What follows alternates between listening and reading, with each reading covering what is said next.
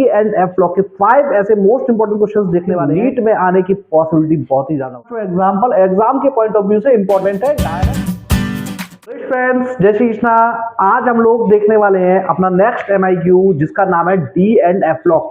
D and F block के 5 ऐसे most important questions देखने वाले हैं जो कॉन्सेप्चुअल तो होंगे ही, साथ में इस साल उनके नीट में आने की पॉसिबिलिटी बहुत ही ज्यादा होने वाली है। तो बेटा देखेंगे एक एक क्वेश्चन के अंदर कई सारी इंफॉर्मेशन छिपी हुई है।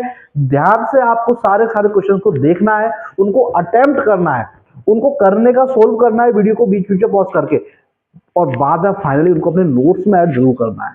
चलिए स्टार्ट करते हैं। इसमें मैंने अधिकतर कॉन्सेप्ट को कवर करने का ट्राई किया है और साथ सबसे ज्यादा इस चीज का ध्यान रखा है कि इंपॉर्टेंट क्या है जो एग्जाम में आएगा इस साल। आइए देखते हैं। एक क्वेश्चन दिया, scandium is a transitional metal but zinc is not. Ground state of scandium has one unpaired electron. मतलब स्कैंडियम आप सबने देखा होगा कि स्कैंडियम जो होता है ये ओनली +3 बनाता है और जिंक जो होता है +2 बनाता है। ठीक है ना। स्कैंडियम को हम लोग बेटा बोल देते हैं कि स्कैंडियम जो है, स्कैंडियम को हम लोग बोल देते हैं कि स्कैंडियम जो है ट्रांजिशनल मेटल नहीं, बट जिंक को ट्रांजिशनल मेटल से आउट मानते हैं। स्कैंडियम को ट्रांजिशनल मेटल मानते हैं। बोलते हैं कि जिंक ट्रांजिशनल मेटल नहीं है, संक्रमण धातु नहीं है। क्यों? क्योंकि ये वेरिएबल ऑक्सीडेशन स्टेट शो नहीं करता, ये ओनली +2 शो करता है।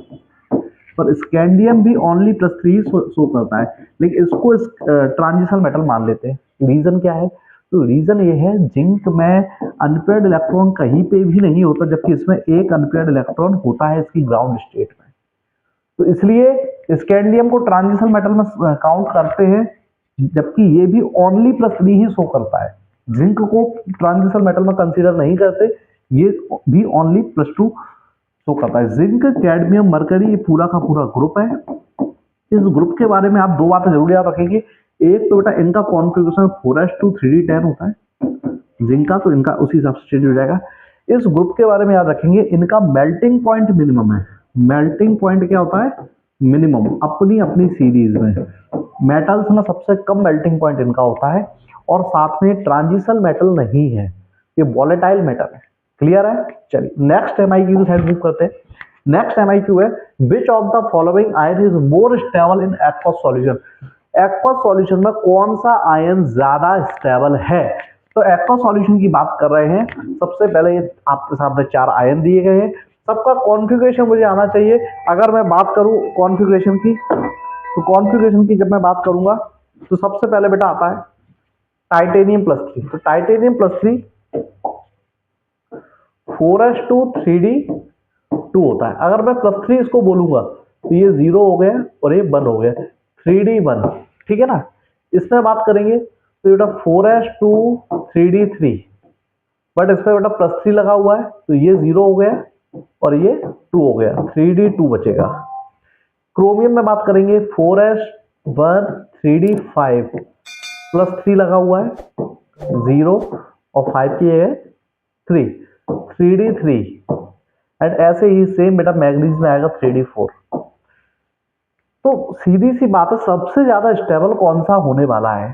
तो यहां पर या तो 3d5 स्टेबल होता है या 3d10 होता है, लेकिन 3d5 और 10 के अलावा और कौन स्टेबल होता है? तो आंसर है 3d3। क्योंकि 3d3 में बेटा आपको पता है ना, जब डी सबसेल की स्प्लिटिंग हो जाती है, नीचे वाली लो एनर्जी के ऑर्बिटल को हम T2g ऑर्बिटल्स बोलते हैं, और हाई एनर्जी के ऑर्बिटल्स को हम लोग Eg ऑर्बिटल्स कहते हैं। तो जब इसमें 3 इलेक्ट्रॉन्स ही होंगे तो 1 2 3, तो इसकी T2g हाफ फील्ड है, T2g 3 हो गई। एटलीस्ट T2g हाफ फील्ड है, इसकी T2g हाफ फील्ड है, इसलिए ये सबसे ज्यादा स्टेबल इन सभी में होने वाला है। जरूर याद रखेंगे इस कॉन्सेप्ट को, काफी ज्यादा इंपॉर्टेंट कॉन्सेप्ट है स्प्लिटिंग को लेके। ओके चलिए नेक्स्ट क्वेश्चन को देखते हैं। अभी इसके बाद में जो आपको क्वेश्चन देने वाला हूं 3rd 4th और 5th, तो उसमें से 5th क्वेश्चन मोस्ट इंपॉर्टेंट होगा। उसके अंदर बहुत सारी चीजें ऐसी होंगी जो आपने सोची नहीं होगी, और उन क्वेश्चंस को आप डायरेक्ट उसमें एक ही के अंदर 5 से 6 एग्जांपल्स हमारे कवर हो जाएंगे। आइए देखते हैं थर्ड वाला which of the following property first increase then decrease in 3D series. 3D series में पहले बढ़ती है फिर घटती है। तो यहाँ पे भी मैंने आपको कई सारे ऑप्शन दिए हैं, सारे के सारे शानदार हैं। 3D सीरीज में पहले दिया है मैग्नेटिक मोमेंटम। मैग्नेटिक मोमेंटम बोले तो म्यू डिपेंड करता है बेटा √n+2 अनपेयर्ड इलेक्ट्रॉन्स पर। अनपेयर्ड इलेक्ट्रॉन्स बेटा 3D सीरीज में जो हम जाते हैं तो पहले अनपेयर्ड इलेक्ट्रॉन्स बढ़ते हैं, फिर अनपेयर्ड इलेक्ट्रॉन्स घटते हैं। मैक्सिमम अनपेयर्ड इलेक्ट्रॉन क्रोमियम में होते हैं, ना कि मैग्नीज में, क्योंकि इसका 4s1 3d5 होता है, ठीक है ना। तो 6 अनपेयर्ड इलेक्ट्रॉन होते हैं। मैग्नीज में अगर आप बात करेंगे तो 4s2 3d5 होता है, तो इसमें अनपेयर्ड इलेक्ट्रॉन 5 होते हैं, तो मैक्सिमम क्रोमियम में होते हैं। तो अगर unpaired electron first increase then decrease, तो म्यू भी फर्स्ट इंक्रीज देन डिक्रीज, मतलब पहला वाला पॉइंट सही है। मेल्टिंग पॉइंट के बारे में आपको मैंने जब पढ़ाया था तब बताया था कि ये बेटा अनपेयर्ड इलेक्ट्रॉन के साथ ही चलता है। यस, तो मेल्टिंग पॉइंट भी पहले बढ़ता है फिर घटता है। लेकिन मेल्टिंग पॉइंट के बारे में जरूर याद रखेंगे, मैक्सिमम किसका है? 6th ग्रुप के लोगों का। किसका है? 6th ए। मेल्टिंग पॉइंट की बात करें तो मेल्टिंग पॉइंट पर क्या याद रखेंगे? 6th B. कौन आ जाता है? Chromium, molybdenum and tungsten. इनका मेल्टिंग पॉइंट सबसे ज्यादा होता है। और टंगस्टन का तो बेटा पूरी की पूरी पीटी में सबसे ज्यादा है, पीरियोडिक टेबल में ही सबसे ज्यादा है, ठीक है। तो मेल्टिंग पॉइंट ही बढ़ता है। मैक्सिमम ओएस, तो मैक्सिमम ओएस भी बेटा पहले बढ़ती है फिर घटती है। आपको पता है कि यहाँ पे +3 से ऐसे ऐसे स्टार्ट होता है, मैग्नीज तक +7, और देन आफ्टर डिक्रीज होते होते +2 तक हो जाता है। तो ये भी होता है। तो आंसर बेटा हो गया ऑल। ध्यान रखेंगे तीनों की तीनों प्रॉपर्टी, उन पर अलग से क्वेश्चन आ सकते हैं, लेकिन इस एग्जाम्पल को जरूर याद रखेंगे बेटा। Magnetic momentum, unpaired electron, melting point, oxidation state, ये सारी की सारी चीजें पहले बढ़ती हैं डी ब्लॉक में, फिर डिक्रीज होती है। जिनके क्लियर का ट्रेंड्स है, आप रिवाइज करेंगे, एनसीईआरटी पढ़ेंगे, आपको ये सारी चीजें मिलने वाली है। देखते हैं नेक्स्ट क्वेश्चन हमारा जो है आज का, कलरलेस कंपाउंड कॉम्प्लेक्स आयनिज। इनमें से कौन सा कलरलेस कॉम्प्लेक्स है? Colourless, okay. कलरलेस का कॉन्सेप्ट क्या था यार? मुझे जहां तक याद है कि डी ब्लॉक पर अनपेयर्ड इलेक्ट्रॉन का बहुत बड़ा रोल है, और अनपेयर्ड इलेक्ट्रॉन निकालने के लिए हमें क्या करना पड़ता है? कॉन्फ़िगरेशन देखना पड़ता है। यहाँ पे टाइटेनियम जो है, टाइटेनियम की बात करें तो टाइटेनियम आपका देखोगे तो -6 में से -2 बचा हुआ है, तो टाइटेनियम +4 में जा रहा है। कितने में जा रहा है? +4। टाइटेनियम का कॉन्फ़िगरेशन होता है 4s2 3d2। यहाँ कॉपर आ रहा है +1 में, इसमें निकालेंगे कॉपर +1 में आएगा। कॉपर का कॉन्फ़िगरेशन बेटा होता है 4s1 3d10, ठीक है। यहाँ कोबाल्ट देखेंगे तो कोबाल्ट +3 में जा रहा है। कोबाल्ट का होता है 4s2 3d7, और यहाँ को निकल आ रहा है +2 में। निकल का होता है 4s2 3d8। ये मैंने अभी नॉर्मल कॉन्फ़िगरेशन नोट किए, बट इन पे जो चार्ज है, चार्ज अगर इसमें से 4 इलेक्ट्रॉन निकाल दूंगा तो ये 3d0 हो जाएगा। इसमें से मैं 1 इलेक्ट्रॉन निकाल दूंगा तो ये 3d10 हो जाएगा। इसमें से 3 इलेक्ट्रॉन निकाल दूंगा तो लास्ट में बेटा 3d6 हो जाएगा, 2 यहां से और 1 यहां से। और इसमें से 1 इलेक्ट्रॉन निकाल दूंगा, एक नहीं +2 में, तो ये 3d8 हो जाएगा। तो मुझे देखने में आ रहा है कि ये 2 और ये 2, इन दोनों में अनपेयर्ड इलेक्ट्रॉन 0 है। Unpaired electron 0, 3d0 unpaired electron नहीं है, 3d10 अनपेयर्ड इलेक्ट्रॉन नहीं है। इन दोनों में अनपेयर्ड इलेक्ट्रॉन प्रेजेंट है।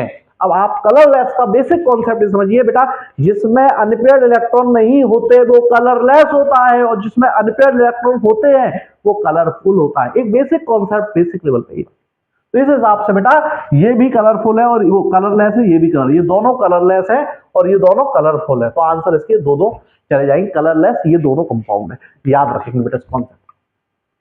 क्लियर है बेटा?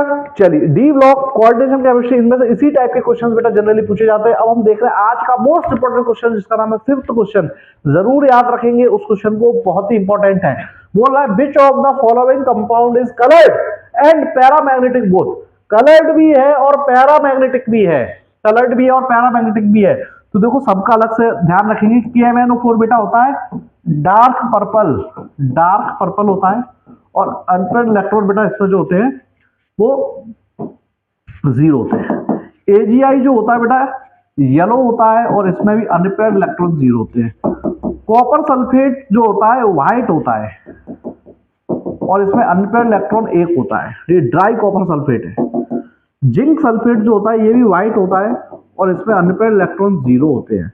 और कॉपर सल्फेट बेटा अगर वाटर के साथ, इसे हाइड्रेटेड कॉपर सल्फेट बोलते हैं, ये ब्लू होता है, ब्लू विट्रियोल भी जिससे बोलते हैं, और इसमें अनपेयर्ड इलेक्ट्रॉन 1 होता है।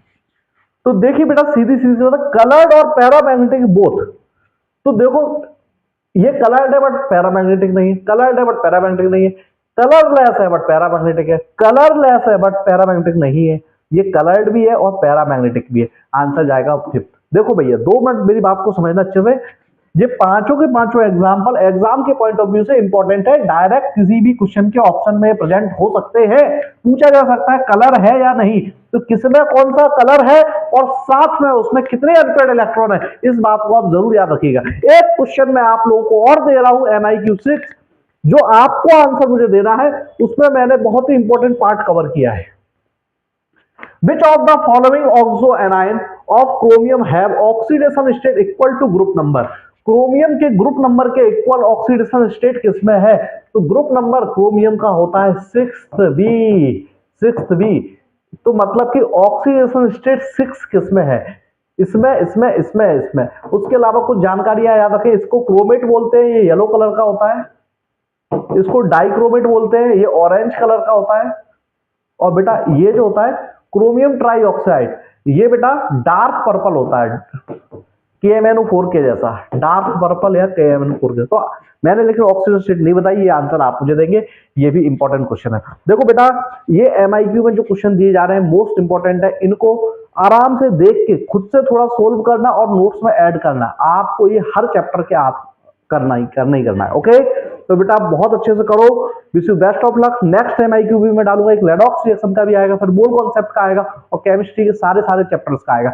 आपको अगर इन MIQs की नीड है तो हमारे मोबाइल एप्लीकेशन में आप जा सकते हैं, वहां पर फ्री स्टडी मटेरियल के आप अंदर क्लिक करेंगे तो आपको बहुत सारे चैप्टर्स के MIQ और कई सारे ऐसे एसेसरी वीडियोस जो आपकी प्रिपरेशन में बेटा 4 चांद लगा सकते हैं। तो बेटा लगातार क्लासेस लो, नोट्स बनाओ, पढ़ते रहो। Wish you best of luck. जय श्री कृष्ण।